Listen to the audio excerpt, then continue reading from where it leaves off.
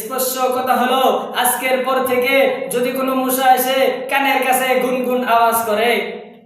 আমার শরীরের রক্ত থেকে যদি এক ফোঁটা রক্ত তারা চুষে খায়, আমার শরীরের রক্ত থেকে তারা যদি এক ফোঁটা রক্ত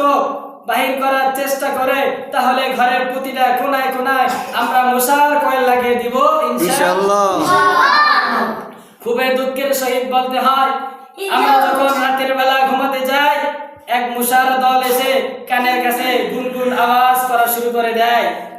এই মশার গুনগুন চালায় অনেক মানুষ আছে তাদের ঘুম হয় না, অনেক মানুষ আছে তারা ঘুম পাড়তে পারে না।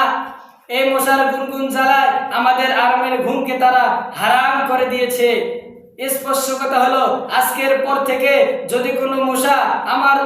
শরীরের রক্ত থেকে এক ফোঁটা রক্ত চুষে খায়, স্পষ্ট কথা হলো, আজকের পর থেকে আমার শরীরের রক্ত থেকে যদি এক ফোঁটা রক্ত তারা বাহির করার চেষ্টা করে,